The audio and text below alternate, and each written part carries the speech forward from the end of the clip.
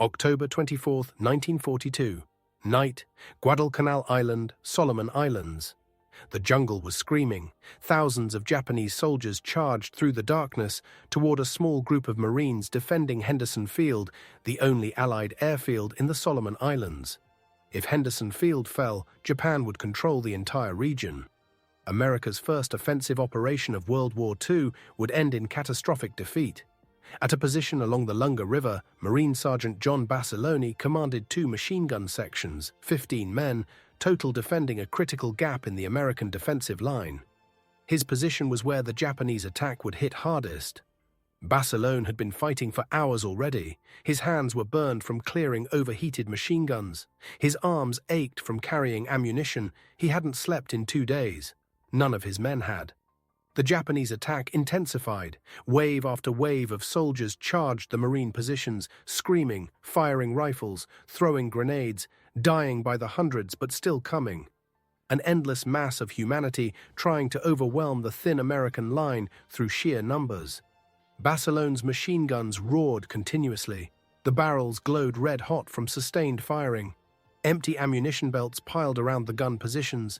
Dead Japanese soldiers lay in heaps in front of the Marine line.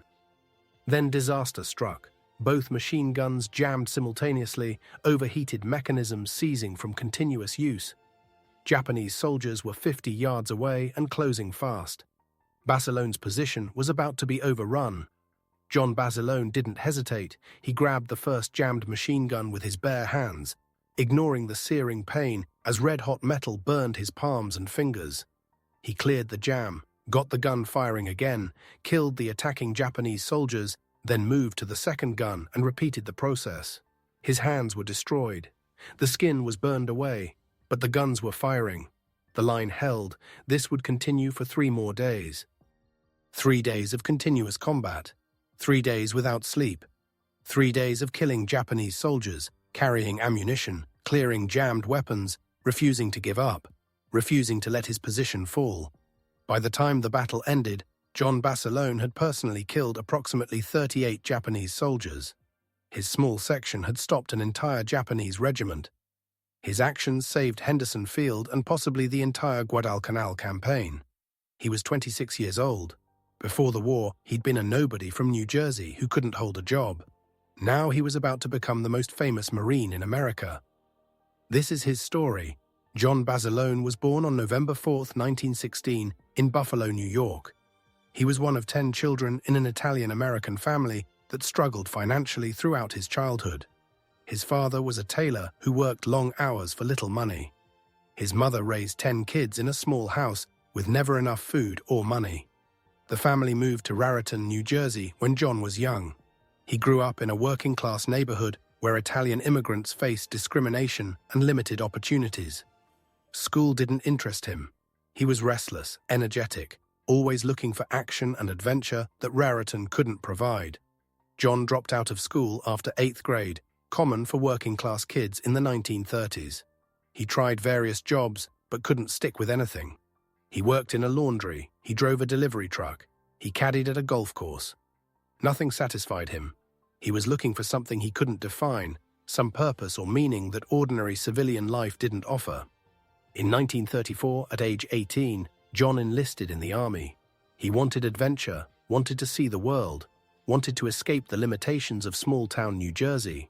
The army sent him to the Philippines where he served 3 years in the peacetime garrison, learning to drink, fight, gamble, and fire weapons with professional competence. The army wasn't what he expected. There was too much discipline, too many rules, too much boring routine between brief moments of excitement. When his enlistment ended in 1937, John returned to Raritan and tried civilian life again. He got a job as a truck driver, he dated local girls, he tried to settle down, but civilian life felt even more empty after 3 years in the army. He was 21 years old and completely directionless, with no education, no prospects, no future beyond driving trucks and drinking beer. Then, in July 1940, John Basilone made the decision that would define his life. He enlisted in the United States Marine Corps. The Marines in 1940 were completely different from the Army. Marine Corps culture emphasized aggression, toughness, esprit de corps, and unwavering commitment to the Corps and fellow Marines. The Marines didn't just train soldiers. They created warriors who identified completely with Marine culture and values. John thrived in this environment. The Marines gave him what he'd been searching for, a sense of belonging, a clear purpose, a warrior identity that civilian life never provided. He wasn't just John Basilone anymore. He was a Marine. That meant something. After basic training, the Marine Corps sent John to the Philippines, again to Manila, the capital. He served with the 1st Battalion, 4th Marines, one of the Corps' most prestigious units. His fellow Marines started calling him Manila John because of his Philippine service. The nickname stuck for the rest of his life. In Manila, John developed the skills that would save his life on Guadalcanal.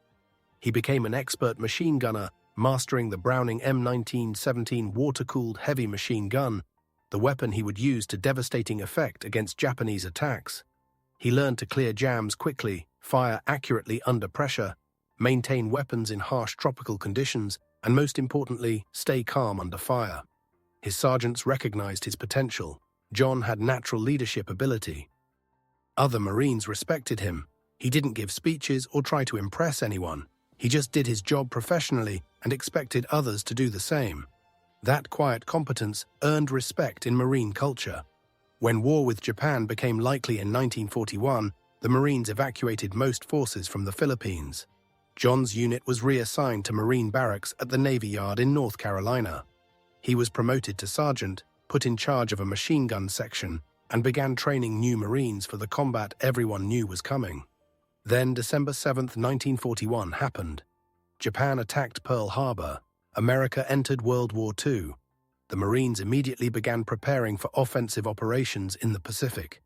John Basilone and the 7th Marines were assigned to the 1st Marine Division, the Corps' premier fighting unit. They would be among the first American forces to go on the offensive against Japan. Their target, Guadalcanal. Throughout early 1942, the 1st Marine Division trained for amphibious assault. The Marines had developed new tactics for attacking enemy-held islands, landing from ships, fighting across beaches under fire, moving inland while under attack, securing objectives despite fierce resistance. It was dangerous, difficult, and something no American military had ever done at scale. The Marines would pioneer these tactics through trial and error, learning by doing, paying in blood for every lesson. John trained his machine gun section relentlessly. He knew that in combat, the quality of training determined who lived and who died. He drilled his men on weapon maintenance, firing discipline, ammunition management, jam clearing, and most importantly, staying calm under fire.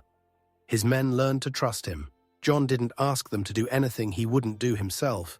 He didn't pull rank or lord authority over them. He just trained harder than anyone else and expected them to keep up.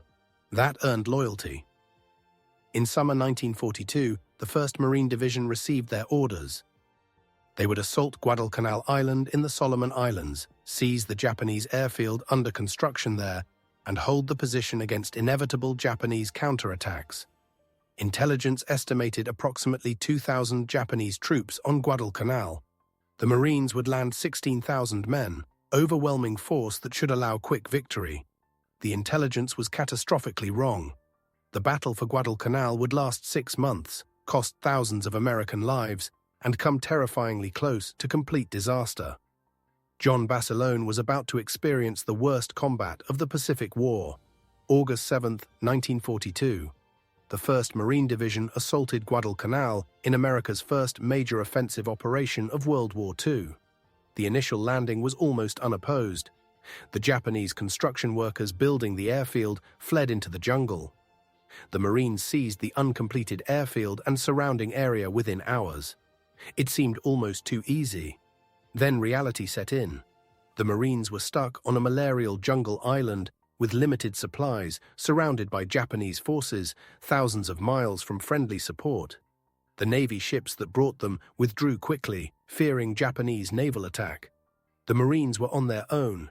Japanese forces began counterattacking immediately. Small raids became larger attacks. The Marines defending Henderson Field, as they renamed the captured airfield, realized they were in for a long, brutal fight. John Basilone set up his machine gun positions in the defensive perimeter around Henderson Field.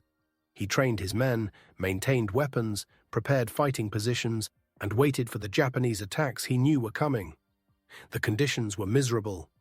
Guadalcanal was jungle hell-oppressive heat, torrential rain, insects, disease, rotting vegetation, and constant threat of enemy attack. Marines got dysentery, malaria, dengue fever, and fungal infections. Food was scarce, supplies were limited. Many Marines lost 20–30 pounds from disease and starvation, but they held the airfield. American planes using Henderson Field attacked Japanese shipping and positions. This made Guadalcanal strategically critical. Japan needed to recapture the airfield. The Marines needed to hold it. Everything else was secondary.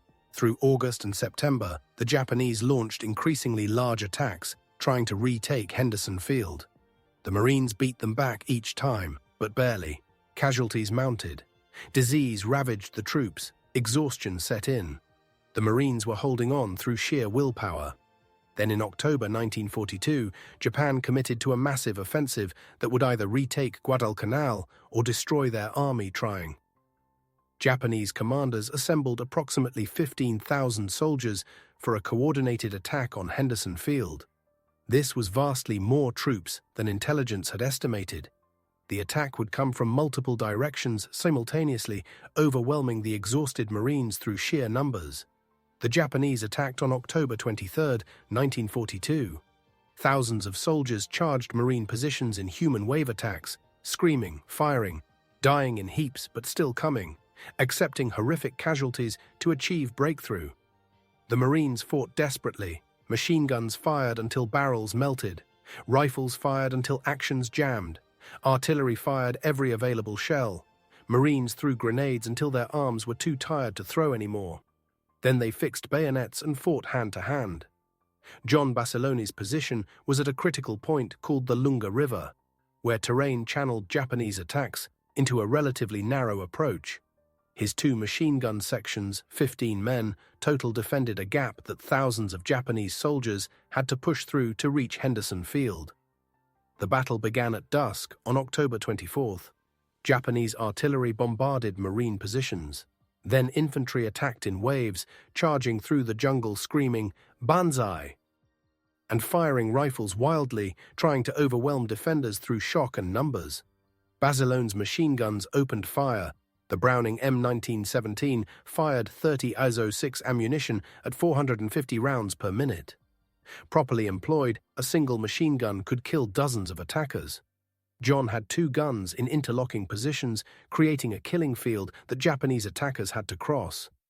The guns fired continuously. Ammunition belts fed through the mechanisms. Brass casings piled up around the gun positions.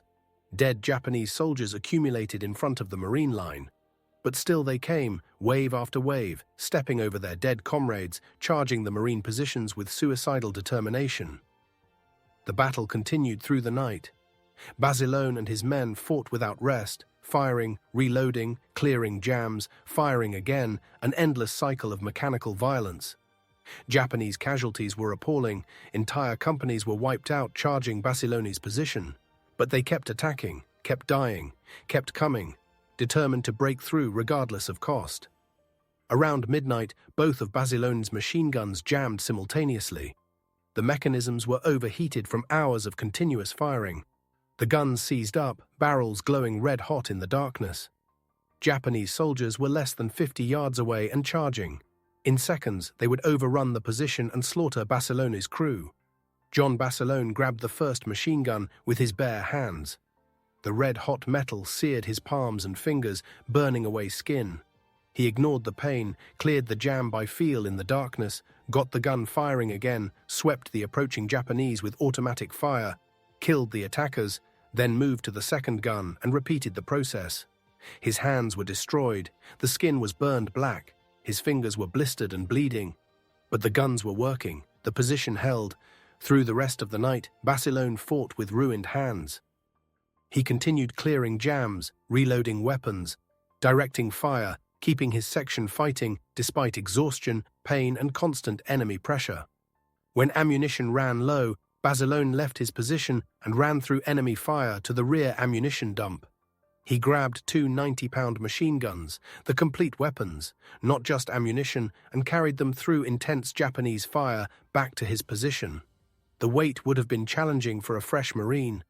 Basilone carried it while exhausted, injured, under fire, through jungle darkness, without hesitation. He delivered the guns, distributed ammunition, got his section resupplied, and continued fighting. The battle continued through October 25th and into October 26. For 3 days and 2 nights, Basilone and his men fought almost continuously. They slept in brief snatches when fighting paused. They ate when they could grab food. Mostly they fought. Basilone personally manned the guns when his Marines were killed or wounded. He directed fire, coordinated with nearby positions, called in artillery support, did everything necessary to hold his section of line. By the time the Japanese offensive finally broke on October 26th, Basilone had personally killed approximately 38 Japanese soldiers, confirmed kills where witnesses could verify his marksmanship. His section had killed hundreds more. They had stopped an entire Japanese regiment. Henderson Field was saved, the Guadalcanal campaign was saved, and John Basilone was about to become the most famous Marine in America.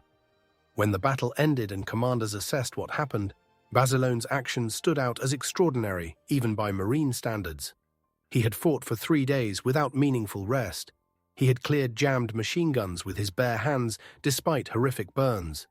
He had carried heavy weapons and ammunition through enemy fire. He had killed dozens of enemy soldiers personally. He had held a critical position against overwhelming odds. When breakthrough, there would have been catastrophic.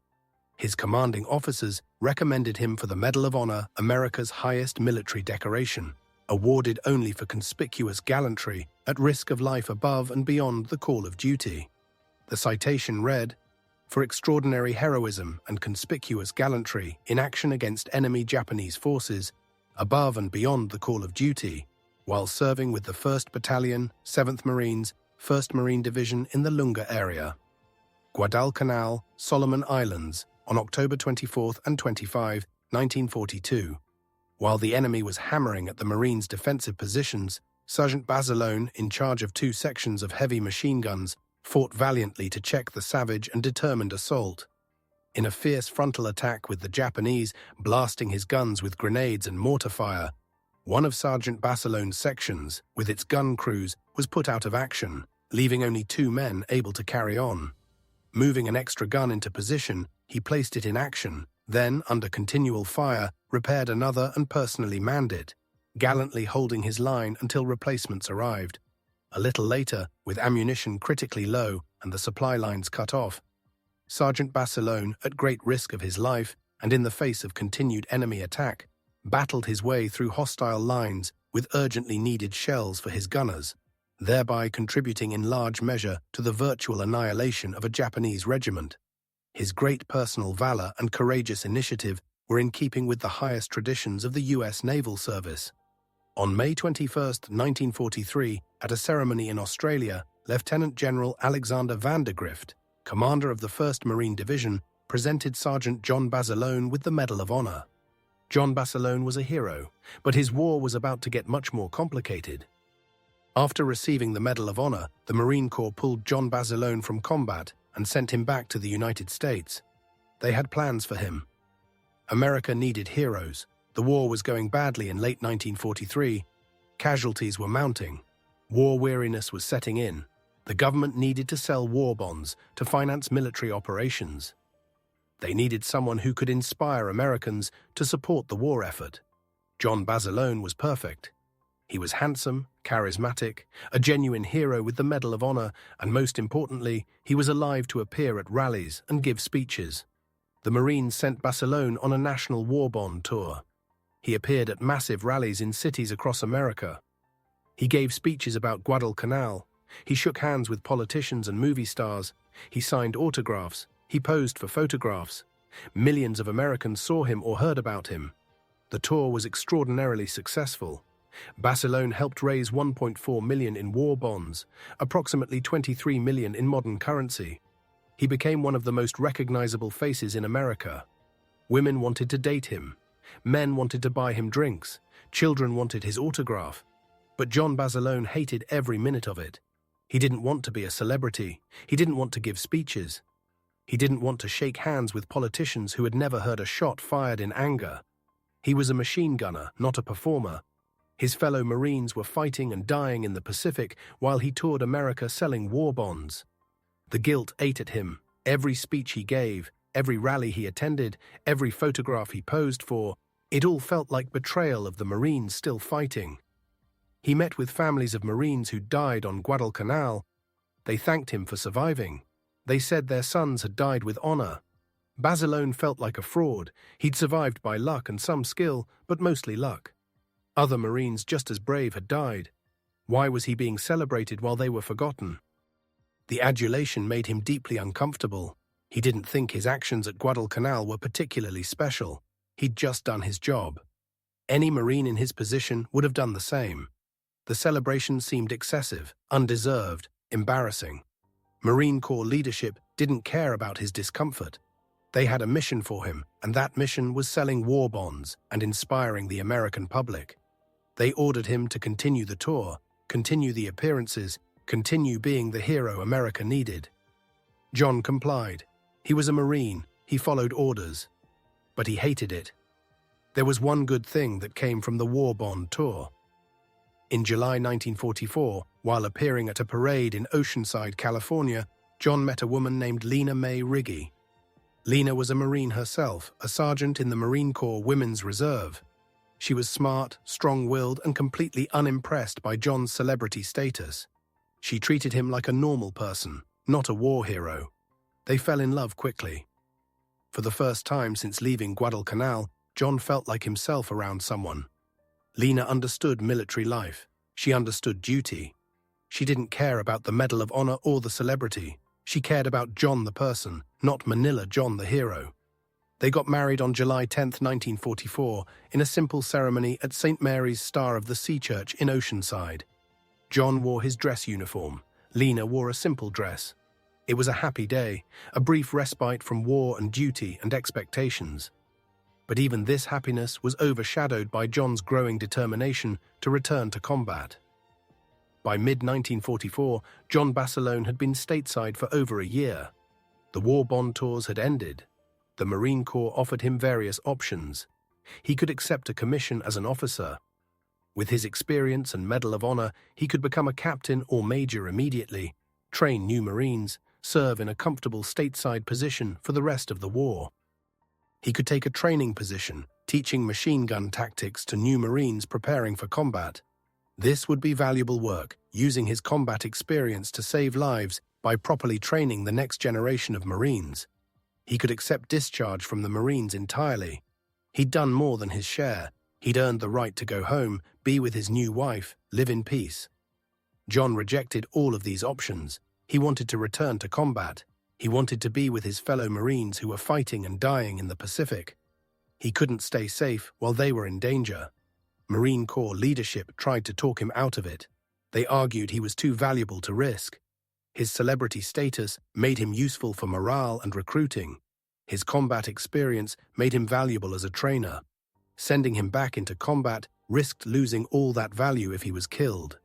John didn't care about any of those arguments. He wasn't a symbol or a recruiting tool or a trainer. He was a Marine machine gunner. That's who he was. That's what he needed to do. He wore down their resistance through sheer persistence. Finally, reluctantly, the Marine Corps agreed. John Basilone would return to combat. They assigned him to the 5th Marine Division as a machine gun platoon sergeant. The 5th Division was training for assault on Iwo Jima, a small volcanic island that would be one of the most heavily defended positions in the Pacific. John knew the casualties would be horrific. Intelligence estimated the Japanese had fortified Iwo Jima with thousands of bunkers, pillboxes, artillery positions, and miles of tunnels. Taking the island would require frontal assault against prepared defenses. Marines would die in appalling numbers. He volunteered anyway. Lena begged him not to go. They'd been married less than 6 months. She'd just found happiness with him. Now he was choosing to return to almost certain death. John tried to explain. He couldn't stay home safe while other Marines died. He couldn't live with that guilt. He needed to be with his brothers in combat, fighting alongside them, sharing their danger. That's what being a Marine meant to him. Lena understood even if she didn't agree. She was a Marine herself. She understood duty and honor and commitment to fellow service members. She didn't like it, but she understood. On September 26, 1944, John Basilone shipped out with the 5th Marine Division, heading to Hawaii for final training before the Iwo Jima invasion. He would never see Lena again. The 5th Marine Division trained intensively in Hawaii through late 1944 and early 1945.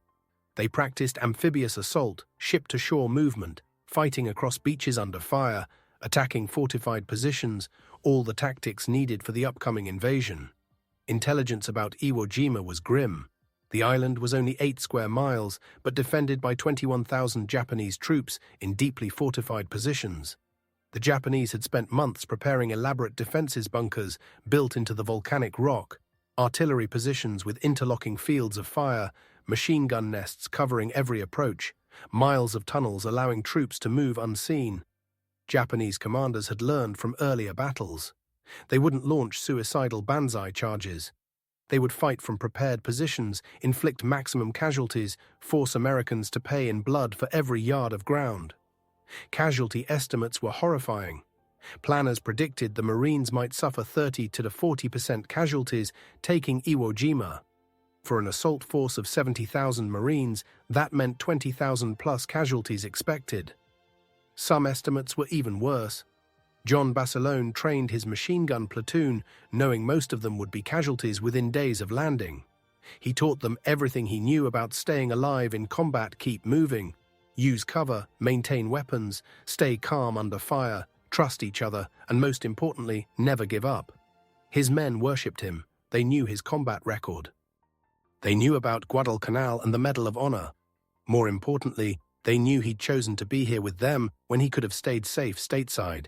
That choice earned absolute loyalty. John wrote letters to Lena describing training and his Marines, but avoiding details about the upcoming operation. Everything was classified. He couldn't tell her they were going to Iwo Jima. He couldn't tell her when. He could only tell her he loved her and hoped to see her again after the war. On February 16, 1945, the invasion fleet departed Hawaii. 450 ships carrying 70,000 Marines headed toward Iwo Jima. The largest amphibious assault in Pacific War history was underway. February 19, 1945. 0900 hours, the first wave of Marines hit the beaches of Iwo Jima. The initial landing was eerily quiet. Marines expected intense fire from the beach. Instead, Japanese defenders held fire, letting the Marines land and push inland before opening up with devastating effect. John Basilone landed with the 1st Battalion, 27th Marines on Red Beach 2, the center of the invasion beaches. As his Amtrak approached shore, he could see Mount Suribachi, the volcanic peak dominating the island, where Japanese artillery observers directed fire on the beaches below. The beach was black volcanic sand. Landing craft couldn't get traction. Vehicles bogged down. Marines tried to move inland, but the sand was like trying to run through loose gravel. Movement was exhausting and slow. Then the Japanese opened fire. Artillery, mortars, and machine gun fire swept the beaches. Marines were caught in the open with minimal cover. Casualties mounted immediately. Wounded Marines couldn't evacuate because landing craft couldn't reach the beach. Dead and wounded Marines piled up in the sand. John Basilone led his platoon off the beach. They had to get inland, get off the killing ground, reach positions where they could fight back effectively. Machine gun teams struggled through the sand, carrying heavy weapons and ammunition. Marines around them were hit, screaming, dying in the black sand. Basilone moved forward calmly, directing his Marines, pointing out routes through the carnage, getting his weapons positioned where they could support the assault. This was what he'd trained for, what he was built for: combat leadership under fire. His platoon pushed inland about 200 yards from the beach and reached a minefield. Japanese mines and booby traps blocked the route inland. Behind them, more Marines were landing and getting slaughtered on the exposed beach. They needed to clear a path forward. Basilone began guiding a tank through the minefield, walking in front of it, pointing out safe routes, marking mines for the tank to avoid. This was insanely dangerous. He was completely exposed, moving slowly through a minefield, while under enemy fire. But the tank was needed. Armor support would allow the Marines to break through Japanese defenses. Without it, they'd be stuck on the beach taking casualties without advancing. Basilone got the tank through the minefield. Then he personally attacked a Japanese blockhouse with grenades and demolition charges, destroying the position and killing the defenders. His actions allowed Marines to advance off the beach and begin fighting inland. These were exactly the kind of heroic actions he'd performed on Guadalcanal. Aggressive leadership, personal courage, effectiveness under fire. The actions that would earn most Marines a high decoration. But John Basilone would never receive recognition for these actions, because minutes later he was dead. At approximately 10:30 hours, roughly 90 minutes after landing, a Japanese mortar barrage hit the area where John Basilone and his Marines were operating. A mortar round exploded near Basilone. Shrapnel tore through his body. He was killed instantly. He was 28 years old. He had survived Guadalcanal, survived 3 days of hell that killed thousands of Japanese soldiers. He could have stayed home safe. Instead, he returned to combat and died in the first few hours of the battle. His Marines carried his body back to the beach. They wrapped him in a poncho and evacuated him with other casualties. Word spread quickly through the battalion that Manila John was dead. The Marines were devastated. Basilone had been a legend, a hero, a symbol of everything a Marine should be. His death felt impossible. Men like John Basilone weren't supposed to die. They were supposed to survive, supposed to come home, supposed to live to old age telling war stories. But war doesn't care about legends. Mortar fragments don't distinguish between heroes and ordinary Marines. John Basilone died the same way thousands of other Marines died on Iwo Jima, randomly, senselessly, killed by enemy fire while doing his duty. The battle for Iwo Jima continued for 36 more days. The Marines took horrific casualties, 6,921 killed, 19,217 wounded, nearly 30,000 total casualties out of 70,000 Marines engaged. It was the bloodiest battle in Marine Corps history. But they took the island. They raised the American flag on Mount Suribachi. They conquered every Japanese position. They won. John Basilone didn't live to see that victory, but his actions on the morning of February 19th helped make it possible. For his actions on Iwo Jima, guiding the tank through the minefield, destroying the Japanese blockhouse, leading his platoon with courage and effectiveness, John Basilone was awarded the Navy Cross, the second highest military decoration after the Medal of Honor. He became the only enlisted Marine in World War II to receive both the Medal of Honor and the Navy Cross. The Navy Cross citation read, "For extraordinary heroism while serving as a leader of a machine gun section. Company C, 1st Battalion, 27th Marines, 5th Marine Division, in action against enemy Japanese forces on Iwo Jima in the Volcano Islands, 19th of February 1945. Shrewdly gauging the tactical situation shortly after landing when his company's advance was held up by the concentrated fire of a heavily fortified Japanese blockhouse, Gunnery Sergeant Basilone boldly defied the smashing bombardment of heavy-caliber fire to work his way around the flank and up to a position directly on top of the blockhouse, and then, attacking with grenades and demolitions, single-handedly destroyed the entire hostile strongpoint and its defending garrison. Consistently daring and aggressive as he fought his way over the battle-torn beach and up the sloping gun-studded terraces toward Airfield No. 1, he repeatedly exposed himself to the blasting fury of exploding shells and later in the day coolly proceeded to the aid of a friendly tank, which had been trapped in an enemy minefield under intense mortar and artillery barrages, skillfully guiding the heavy vehicle over the hazardous terrain to safety, despite the overwhelming volume of hostile fire. In the forefront of the furious action throughout the day, Gunnery Sergeant Basilone fought with daring and courageous determination until he fell, killed in action against the Japanese forces on 19th of February 1945. His indomitable fighting spirit, valiant leadership, and unflinching devotion to duty throughout the conflict in the face of overwhelming odds reflect the highest credit upon Gunnery Sergeant Basilone and the United States Naval Service. He gallantly gave his life in the service of his country. John Basilone's body was returned to the United States and buried with full military honors at Arlington National Cemetery. Thousands attended his funeral. The Marine Corps sent an honor guard. His widow Lena received his Navy Cross posthumously. In Raritan, New Jersey, the town John had tried to escape as a young man, they named a parade ground after him. They erected a statue.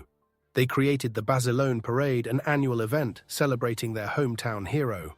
The Marines named ships after him. They named barracks after him. They told his story to new generations of Marines as an example of everything the Corps valued: courage, leadership, dedication, refusing to quit even when the situation seemed hopeless. But who was John Basilone really? He was a kid from New Jersey who couldn't hold a job in civilian life. He was a restless young man looking for purpose and meaning that ordinary life didn't provide. He found that purpose in the Marine Corps. He was extraordinarily brave, but didn't think of himself as brave. He was just doing his job, doing what any Marine would do. The fact that his job involved killing 38 enemy soldiers and holding a critical position for 3 days under continuous attack didn't seem special to him. He was a natural leader who led through example rather than speeches. His Marines followed him because he never asked them to do anything he wouldn't do himself. He carried the machine guns, he cleared the jams, he ran through enemy fire, he led from the front. He was a man who couldn't stay safe while his brothers were in danger. The Medal of Honor and celebrity status meant nothing to him compared to his duty to fellow Marines.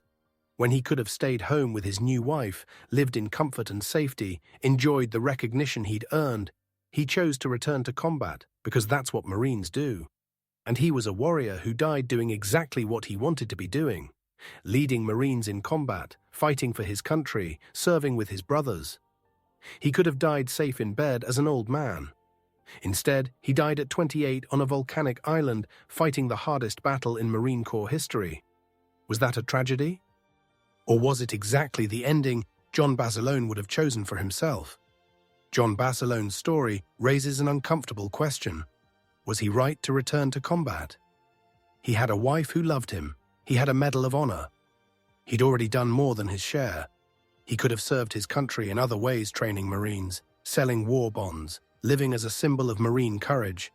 Instead, he chose almost certain death. Because Iwo Jima was always going to be a bloodbath. The casualty estimates made that clear. Going there meant probably dying there. John knew this. He understood the odds. He went anyway. Was that brave? Or was it needlessly throwing away his life when he could have contributed more by staying alive? Marine Corps culture says he was right. A warrior's place is with his brothers in combat, not safe at home while they fight and die. Honor and duty demanded he return. Anything less would have been betrayal of Marine values. But civilian culture might question that choice. He had responsibilities to his wife, his family, his own life. He'd already proven his courage. He didn't need to die to prove anything more.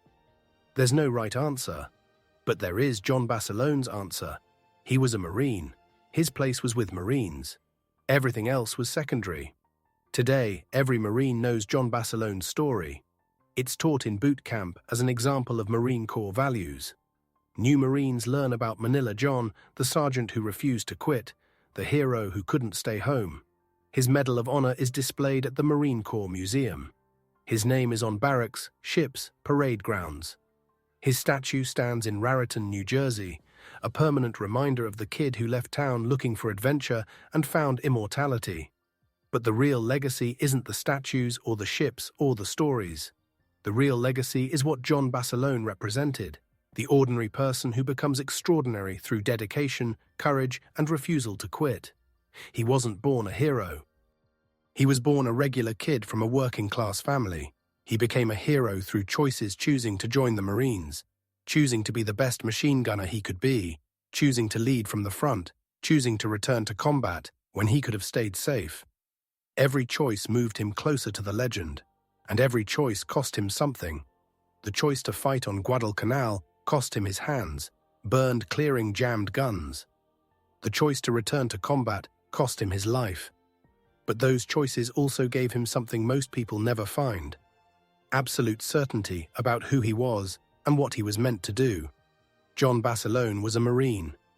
Everything else was just details.